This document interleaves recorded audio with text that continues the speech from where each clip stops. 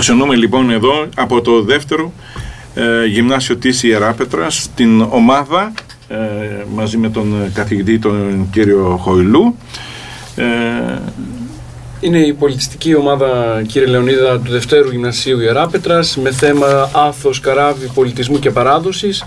Είναι ανάγκη να τονίσουμε για τους ακροατές σας, πριν παρουσιάσουμε τα βιογραφικά στοιχεία και κάποια γεγονότα από τη ζωή του πατρός Χρυσάνθου Κατσουλογιαννάκη, πως τα παιδιά τα συγκεκριμένα, ζώντας μέσα στη μαθητική κοινότητα του Δευτέρου Γυμνασίου, εθελοντικά συμμετέχουν στα πολιτιστικά προγράμματα τα οποία λειτουργούν και άλλα μέσα στο δεύτερο γυμνάσιο. Αυτό είναι σημαντικό για να καταλάβουμε ότι οι νέοι μας σήμερα ενδιαφέρονται να αναδείξουν πολιτιστικά θέματα, ασχολούνται με αυτά και μάλιστα αφιερώνουν χρόνο πέραν του διδακτικού ωραρίου 2 ώρες. Σκεφτείτε λοιπόν ότι μετά από ένα κουραστικό 6ωρο, 7ωρο που τελειώνει στις 1 και 4 με 2, τα παιδιά μας μένουν από τις 2 μέχρι τις 3, υποβάλλονται σε μια σειρά εργασιών, ασχολούνται με έβρεση πληροφοριών για διάφορα ζητήματα, τα ενώνουν και συνθέτουν με αυτά εργασίες και τις οποίες εργασίες παρουσιάζουν σε δημόσιες δράσεις.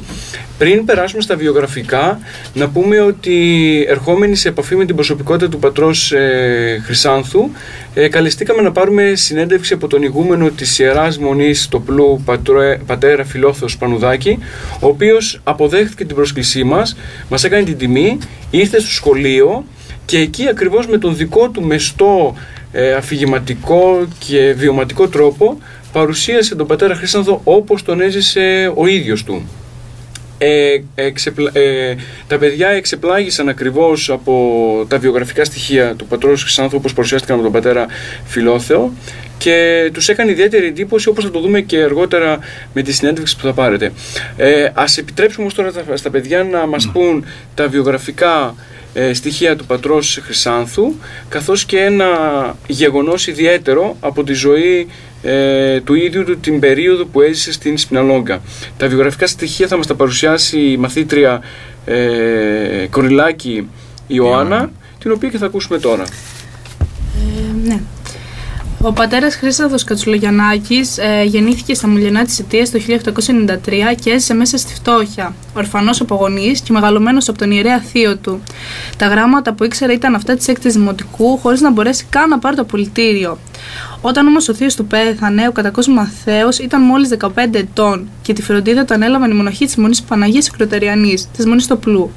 Αυτό το ριζικό της μοίρας ο Θεός του είχε εντάξει θεία πρόνοια, αφού τον είχε επιλέξει να φέρει εις πέρας ένα ύψιστο ανθρωπιστικό έργο. Σύντομα ο Ματθαίος θα γίνει μοναχός στη Μονή Τοπλού, στη συνέχεια ιεροδιάκονος και ιερομόναχος με το όνομα πια Χρύσανθος.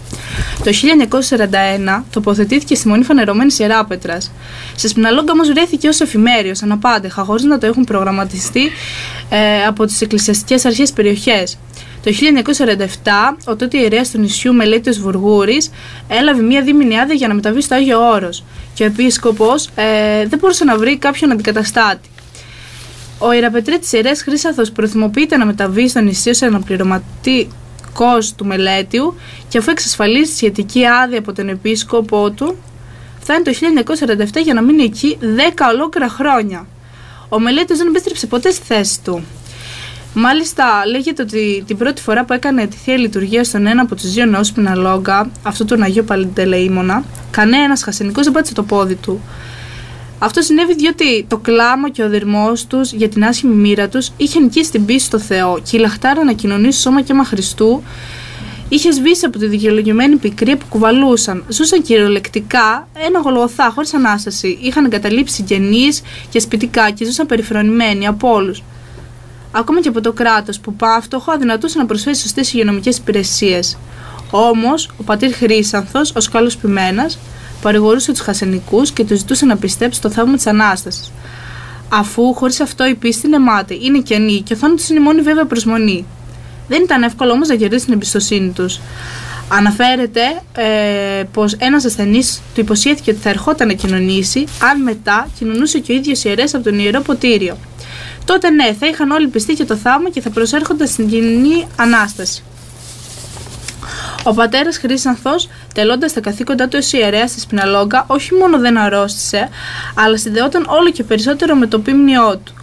Το 1957 η ανακάλυψη των αντιβιωτικών οδήγησε στη θεραπεία των λεγόμενων χασενικών και πολλοί επέστρεψαν στα σπίτια τους. Κάποιοι όμως σε πιο βαριά κατάσταση μεταφέρθηκαν στο νοσείο Λιμόδο νοσό της πρωτεύουσας και το λεπροκομείο της Πιναλόγκας έκλεισε οριστικά τον Ιούλιο του ίδιου χρόνου. Στην πραγματικότητα δεν ήταν παρά ένα ζωντανό κημητήριο ψυχών και έτσι το μνημονεύουμε σήμερα. Ο πατήρ Χρήσανθος δεν θέλησε να φύγει από το νησί και παρέμεινε εκεί ολομόναχος για 2 ακόμη χρόνια, αφού θεωρούσε χρέος του να τελεί τη Θεία Λειτουργία στους 2 ναούς του νησιού και να κάνει το τρισάγιο στους τάφους των νεκρών. Ζούσε λοιπόν με τις προσφορές των ψαράδων, τα τρόφιμα της αποθήκης του νησιού που είχαν απομείνει και κάποια γευτικά που έβγαζε ο ίδιος. Όταν κλονίστηκε όμως η γη του 10 χρόνια αργότερα, έφυγε από τη Σπιναλόγκα για να εγκατασταθεί στη Μονοφανερωμένης. Μέχρι το θάνατό του στις 3 Απριλίου του 1972, ο πατήρ Χρήσανθος διαβιούσε σε πλήρη εκτιμοσύνη, προσφέροντας τη βοήθειά του σε όποιον τη χρειαζόταν. Ήταν, όπως θα λέγαμε, άξιος μαθητής Χριστού. Στη δράση του έβλεπε κανείς το θαύμα της Ανάστασης, την εκπλήρωση του Ευαγγελίου της κρίσης, όπως ζητούσε ο Ιησούς, ταπεινά από όλους μας. Αναγνωρίζοντας τη σπουδαιότητα της δράσης του στη Σπιναλόγκα, ο Μητροπολίτης Σεραπίνης Ιστίας, αυτή τη φορά Φιλόθεος Νεράκης, απένιμε το 1970 εκκλησιαστικό οφίκι και δίπλωμα αφημνίας. Έπειτα ακολούθησε η Ορθόδοξη Ακαδημία Κρήτης, η οποία, τιμώντας τη μνήμη του, πρόσφερε υποτροφία σε άπειρο σπουδαστή. Ο πατήρ Χρήσανθος Κατσουλογιαννάκης δεν έχει αγιοποιηθεί, όμως υπήρξε ένα Άγιος των ημερών μας. Ένας πραγματικός μάρτυρας της Ορθόδοξης πίστης και του μεγαλύτερου Θεού που επιτρέπει στο Σταυρό, αλλά πάντα στέλνει το θαύμα της Ανάστασης. Ωραία. Ευχαριστούμε την Ιωάννα. Να τονίσουμε λιγάκι, κύριε Λεωνίδα, ένα στοιχείο που μας είπε ο ηγούμενος της Μονής Τοπλού, ότι ο πατήρ Χρήσανθος Κατσουλογιαννάκης σε όλη του τη ζωή δεν έφαγε ποτέ κρέας. Ήταν ασκητικός μέχρι και το τέλος της ζωής του και μάλιστα μας ανέφερε ένα περιστατικό το οποίο μας έδωσε την ευλογία να το αναφέρουμε κι εμείς, όταν κάποια στιγμή μετά από ένα λάθος του υποδείξανε ένα κομμάτι σηκωτιού, επειδή ο ίδιος του είχε μεγάλο βαθμό μοιοπίας, δεν έβλεπε, και σε κάποιο τραπέζι πειράζοντάς τον, του υποδείξανε ένα κομμάτι σηκωτιού ως χταποδάκι. Και ο ίδιος του το τσίμπησε και το έφαγε και δεν κατάλαβε ποτέ ότι αυτό το οποίο έφαγε ήταν κρέας. Δηλαδή είχε τέτοια άγνοια περί του κρέατος. Και αυτό δηλώνει ακριβώς το γεγονός το πόσο ο ίδιος του είχε και θυσιαστικό, αλλά και κυρίως, μιας και είμαστε στη Μεγάλη Σαρακοστή, κυρίως ασκητικό φρόνημα. Ένα ερώτημα που διατύπωσαν πολλές φορές τα παιδιά και ίσως και οι ακροατές σας να διατυπώσουν ήταν το εξής. Εάν φοβήθηκε ποτέ μήπως κολλήσει κάτι μέσα από την κοινωνία των λεπρών. Πάνω σε αυτό το ερώτημα μας διασώζεται ένα περιστατικό, το οποίο περιστατικό δείχνει ακριβώς και την βαθιά πίστη του πατρός Χρυσάνθου απέναντι στο μυστήριο της Θείας Κοινωνίας και ακριβώς τη βαθιά του αγάπη που είχε για αυτούς τους ανθρώπους. Θα μας το διασώζει η Μαρία Τσαγκαράκη, το οποίο και θα μας το αναφέρει. Ήμουνα λεπρός. Έζησα στη Σπιναλόγκα πολλά χρόνια. Η κατάστασή μας ήταν φρικτή. Η αρρώστια παραμόρφωνε τα πρόσωπά μας. Έτρωγε τα άκρα μας. Πολλοί λεπροί ήταν χωρίς φρύδια, χωρίς μάτια, χωρίς μύτη, χωρίς χείλη, χωρίς δάκτυλα χεριών και ποδιών. Πολλών το σώμα σκεπαζόταν από μία φρικτή κρούστα. Οι πληγές ξερνούσαν πολλές φορές ακαρθαρσίες και κολούσε το σώμα με τα ρούχα. Και είχαν οι πληγές μία τρομερή βρώμα από πείο. Η ιατρική περίθαλψη ήταν ασήμαντη. Υπήρχε στο νησί ένας γιατρός και είμαστε οι άρρωστοι περίπου 600. Και δεν έφταναν αυτά. Ζούσαμε οι περισσότεροι σε σπίτια μικρά, υγρά και ανήλια. Ο φόβος της μόλυνσης έκανε όλους τους υγιείς ανθρώπους να μην τολμούν να πλησιάσουν. Ήταν τούτο κάτι ανώτερο από τις δυνάμεις τους. Δεν μπορούσε η ψυχή να νικήσει τη σάρκα. Τις δύσκολες ώρες όλοι μας, όταν δεν μπορούμε να σταθούμε όρθιοι με τα μάτια καρφωμένα στον συνάνθρωπό μας, γονατιστοί, στρέφαμε τα μάτια μας προς τα άνω. Και εμείς, βρισκόμενοι στη Σπιναλόγκα, στο Γολγοθά του ανθρώπινου πόνου, πηγαίναμε στην εκκλησία του Αγίου Παντελεήμονα και στην εκκλησία του Αγίου Γεωργίου και προσευχόμαστε σιωπηλά. Νιώθαμε όλη την ανάγκη ενός ιερέα. Εκείνος μόνο θα μπορούσε να μας παρηγορήσει με το Λόγο του Θεού, να μας συμπαρασταθεί πνευματικά. Όμως η ιερέας ερχόταν στο νησί μας από την Ελούντα μόνο 2 φορές το μήνα. Ερχόταν Σαββατόβραδο, έκανε τον Εσπερινό και έφευγε. Ερχόταν πάλι την επόμενη μέρα, τελούσε τη Θεία Λειτουργία και έφευγε. Ερχόταν και άλλες φορές. Τότε όμως ερχόταν από αναπότρεπη ανάγκη για να κυδέψει τους νεκρούς μας. Κάποια μέρα καθόμαστε μερικοί άντρες στην αυλή του καφενείου μας που ήταν κοντά στην πύλη. Τότε πιο πέρα φάνηκε ένας ιερέας. Καταλάβαμε όλοι μας ότι ήρθε στο νησί για να λειτουργήσει. Μόλις μας είδε, ήρθε κοντά μας. Μας καλημέρισε με γκαρδιότητα. Όλοι μας όρθιοι και με ελαφρά υπόκλιση τον καλωσορίσαμε. Κανένας μας όμως δεν έδινε το χέρι του για να τον χαιρετήσει. Ο λεπρός δεν πρέπει να χαιρετά με χειραψία, και αυτό για να μην μεταδώσει την καταραμένη του αρρώστια.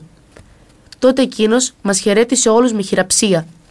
Μας είπε απλά ότι θα μείνει κοντά μας για να μας βοηθήσει στην εκπλήρωση των χριστιανικών μας καθηκόντων. Η συγκίνησή μας ήταν μεγάλη. Την άλλη μέρα πήγαμε στην εκκλησία του Αγίου Παντελεήμωνα. Παρακολουθήσαμε όλοι, άντρες, γυναίκες και παιδιά, με κατάνοιξη τη Θεία Λειτουργία που τελούσε με δωρική απλότητα και απροσμέτρητη ευσέβεια. Την Κυριακή αυτή δεν μεταλάβαμε. Δεν είχαμε ενημερωθεί έγκυρα για την τέλεση της Θείας Λειτουργίας και δεν είχαμε νηστέψει. Στο τέλος της Θείας Λειτουργίας πήραμε από το χέρι του αντίδωρο και παίρνοντας το αντίδωρο του φιλούσαμε όλοι το χέρι. Ήταν κάτι που το επιδίωξε ο ίδιος. Καθώς έδινε το αντίδωρο, πλησίαζε το χέρι του στο στόμα μας. Όλα μας τα μάτια βούρκωσαν από συγκίνηση. Πριν έρθει ο κίνος, το αντίδωρο το παίρναμε από ένα καλαμόπλεχτο πανέρι που τοποθετούσε ο νεοκόρος στο παγκάρι. Την επόμενη Κυριακή πήγαμε σχεδόν όλοι στην εκκλησία. Η εκκλησία ήταν κατάμεστη, το ίδιο και το προαύλιό της. Τη μέρα αυτή μεταλάβαμε όλοι.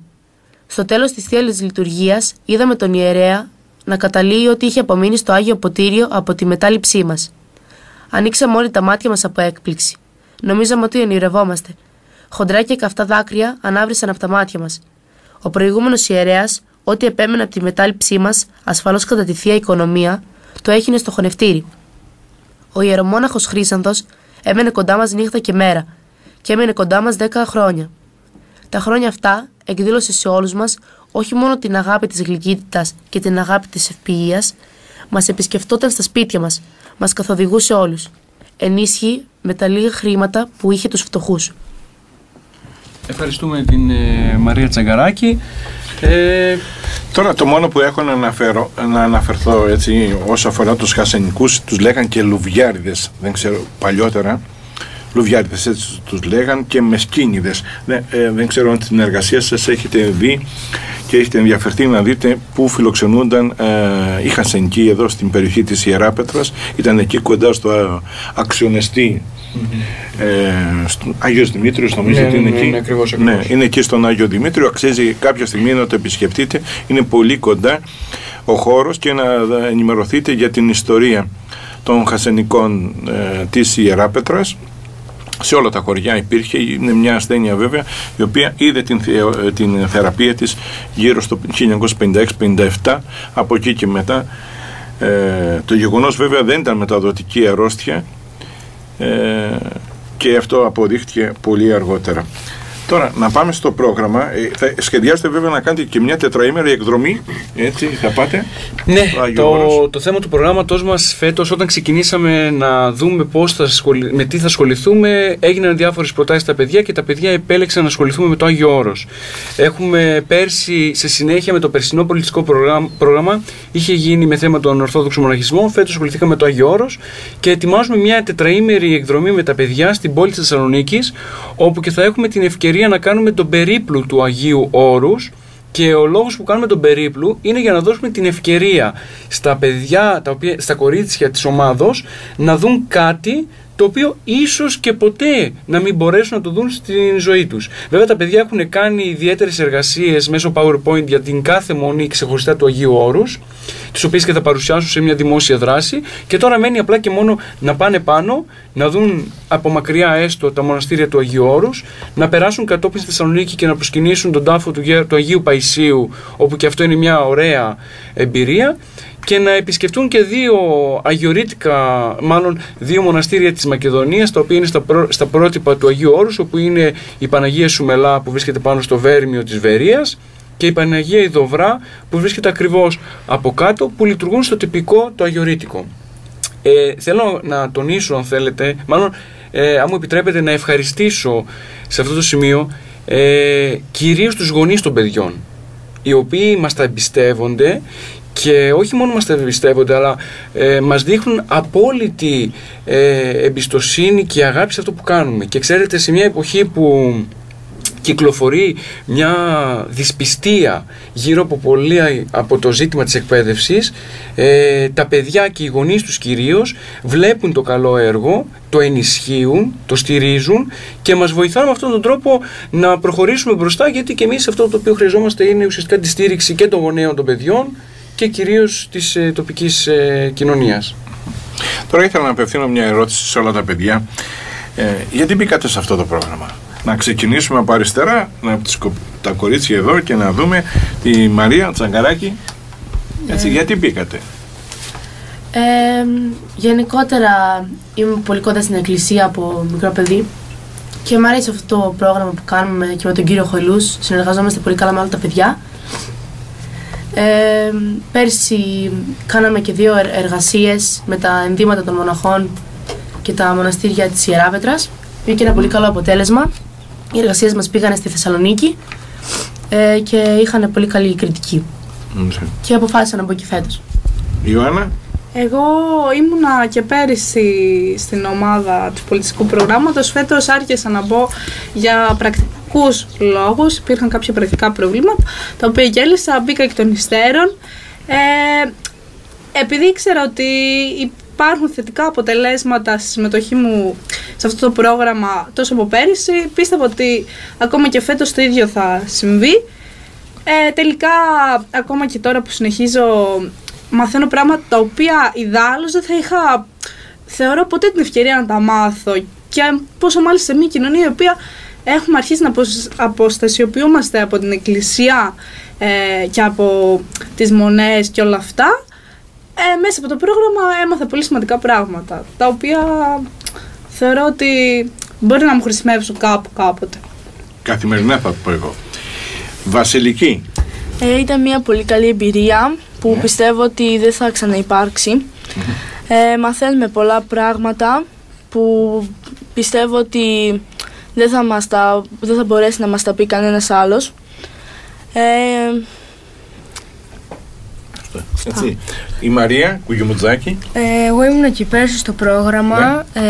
Είχαμε μάθει πολλά πράγματα για τα μοναστήρια της Ιεράπετρας και αποφάσισα φέτος να ξαναμπω, αφού θα κάναμε κάτι διαφορετικό για το Άγιο Όρος. Έτσι. Και είναι και ο μικρός εδώ, ο Ντόναλτ. Έτσι τον καλούμε. Έλα πιο κοντά λίγο στο μικρόφωνο. Ωραία. Εγώ μπήκα στο πρόγραμμα επειδή και πέρυσι είχαμε κάνει μια καταπληκτική δουλειά. Μπήκες και φέτος, το θεώρησες ότι έπρεπε να συνεχίσεις. Ήταν πολύ ενδιαφέρουσα. Και επειδή το θέμα ήταν πολύ ενδιαφέρον, το Άγιο Όρος, και επειδή κανείς δεν έχει την ευκαιρία να βλέπει από κοντά το Άγιο Όρος κάθε μέρα, γι' αυτό μπήκα στο πρόγραμμα. Μπήκε στο πρόγραμμα, θα είναι μια ευκαιρία να το δείτε από κοντά, να κάνετε το περίπλο εκεί του Αγίου Όρους. Η Δέσποινα. Λοιπόν, εγώ είχα ακούσει πάρα πολύ καλά πράγματα από όλα τα παιδιά που ήταν πέρυσι στο πρόγραμμα και... Κανείς δεν μου είπε για το καθηγητή σας. Δεν άκουσα τίποτα να μου πείτε. Δεν χρειάζεται. Θα νομίζω να τα έχουν πληρωμένα. Και οι καθηγητές που μας κάνουν το πρόγραμμα είναι πάρα πολύ καλοί. Ναι. Και έτσι αποφάσισα να μπω, να μάθω περισσότερα πράγματα γενικά γύρω από τα θρησκευτικά και την Ορθόδοξη Εκκλησία. Η Γεωργία Λιοντάκη. Λοιπόν, εγώ ήμουν και από πέρυσι στο πρόγραμμα και οι εργασίες μας ήταν εξαιρετικές. Και αποφάσισα να μπω και φέτος, διότι στο πρόγραμμα αυτό μαθαίνουμε τον τρόπο ζωής από τη θρησκευτική πλευρά. Ξεφεύγουμε από την καθημερινή ζωή με τις άλλες ασχολίες και νομίζω ότι θα μου ξαναδινόταν αυτή η ευκαιρία. Γι' αυτό ευχαριστώ και τον κύριο Χοηλούς για την ευκαιρία που μας δίνει. Η Χριστίνα Λαπακοσταντάκη. Αποφάσισα να μπω και φέτος στο πρόγραμμα, ήμουν και πέρυσι, διότι είχα μια ευχάριστη εμπειρία, μάθαμε πολλά διαφορετικά πράγματα και πιστεύω ότι είναι δύσκολο να μαθαίνουμε για το Άγιο Όρος, γιατί πολλοί άνθρωποι δεν γνωρίζουν πολλά. Βαγγέλης Μουτάφοφ. Εγώ αποφάσισα να μπω φέτος στο πρόγραμμα. Από τις εντυπώσεις που είχα ακούσει από τα παιδιά ήταν πολύ καλό. Γνώρισαν καινούργια πράγματα που δεν θα μπορούσαν να γνωρίσουν στη ζωή. Και ήθελα να μπω να μάθω κι εγώ γύρω από την Ορθόδοξη Εκκλησία διάφορα πράγματα. Το συνέδριο εκεί, πώς σας φάνηκε το συνέδριο, πώς το είδατε? Πολύ καλό. Πολύ καλό, έτσι θα μετέχετε, θα πάτε στη Θεσσαλονίκη, ωραία, θα είναι και μια πολύ ωραία εκδρομή. Θα έχετε δυνατότητα να γνωρίσετε και πολύ σημαντικά μοναστήρια της Θεσσαλονίκης, η Βόρεια Ελλάδα και η Θεσσαλονίκη ιδιαίτερα έχει πολλά και σημαντικά. Δεν είναι μόνο το Άγιο Όρος, το Άγιο Όρος υπάρχει ένα καθεστώς. Βέβαια και εμείς εδώ στην Κρήτη έχουμε άγνωστα και δεν ξέρω αν οι καθηγητές σας υπάρχουν άγνωστα μοναστήρια της Κρήτης, γνωστά και άγνωστα και πολύ μεγάλα και πολύ σημαντικά. Δεν έχουν αξιοποιηθεί στο βαθμό που θα έπρεπε να αξιοποιηθούν και ιδιαίτερα εδώ στον Ομολόση Θείο, αν εξαιρέσω τη Μονή Τοπλού, τη Μονή Φανερωμένης, είτε είναι εδώ στα Γουρνιά, είτε είναι στη Σκοπή. Να αναφέρω και την μονή η οποία υπάρχει, τη Μονή Καψά του Αγίου Ιωάννου. Υπάρχουν όμως και πολύ μικρότερα σχήματα, αυτά που λέμε τα ξοκλήσια, έτσι. Το ξέρατε ότι κάποτε ήταν μονές μικρών σχημάτων 2-3 καλογριών ή καλογέρων κτλ. Αλλά την περίοδο της τουρκοκρατίας μέσα από τις συνθήκες αυτές διαλύθηκαν κλπ. Τα λέμε εξοκλήσα και μάλιστα εδώ επικρατεί και όρος εξομονάστηρα και ψάχνει κάποιος να βρει τα μοναστήρια, αλλά το μόνο ίσως κάποια τυχεία, ίσως κάποια υπολείμματα έτσι λείψαν αυτών της περίοδου, μιας παλιάς περίοδου. Δεν ξέρω, κάτι θες να προσθέσεις? Ότι οπότε το πρόγραμμα ήταν ένα τεράστιο μάθημα για σας, μια πολύ μεγάλη εμπειρία, αποκομίσατε πολλά πράγματα και θα έχετε και θα αποκομίσετε και από την εκδρομή και από το συνέδριο το οποίο θα γίνει πολύ σημαντικό, έτσι. Συμμετέχουν ως σύνεδροι. Ναι. Ξέρετε, αν μου επιτρέπετε, ναι, δίνουμε την ευκαιρία, πήραμε μέρος σε 2 συνέδρια. Πέρσι πήραμε στο δεύτερο μαθητικό θεολογικό συνέδριο με το θέμα τα μοναστήρια που προαναφέρεται, συν την ξακουστή που βάλαμε μέσα ακριβώς. Και φέτος πήραν τα παιδιά σε 2 συνέδρια. Το ένα συνέδριο το οποίο έγινε στην Ξάνθη, στην Ναύπακτο, και το δεύτερο το οποίο θα γίνει τώρα στην Ξάνθη. Και είναι σημαντικό γιατί μπαίνουν τα παιδιά σε μια διαδικασία αυτό που παράγουν να το βλέπουν να παρουσιάζεται σε ευρεία κλίμακα και να απολαμβάνουν την επιτυχία των πράξεών τους. Και αυτό είναι σημαντικό για την ηλικία αυτή, να δουν πώς είναι να πάρουν μέρος σε ένα συνέδριο, πώς υλοποιείται ένα συνέδριο, πώς συμμετέχει σε ένα συνέδριο, το οποίο είναι μεγάλο μάθημα για τα παιδιά. Βέβαια, ένα σημερινό, αν θέλετε έτσι, μια σημερινή μονή, ένα σημερινό μοναστήριο, το όπως είναι οργανωμένο, είναι όπως ήταν από τότε που ξεκίνησαν οι μονές και τα λοιπά. Έχουν αλλάξει κάποια πράγματα. Αυτά θα μπορείτε και εσείς πηγαίνοντας εκεί, κάνοντας επισκέψεις, μας δείτε η δυνατότητα βέβαια όλα αυτά να ενταχθούν σε ένα μεγάλο πρόγραμμα που λέγεται θρησκευτικός τουρισμός. Είναι ένα πολύ μεγάλο κεφάλαιο. Όπου και να πηγαίνουμε θέλουμε να επισκεφτούμε, και η Κρήτη διαθέτει πολύ και σημαντικά μοναστήρια, πολύ αξιόλογα, με τεράστιο πλούτο θα έλεγα εγώ.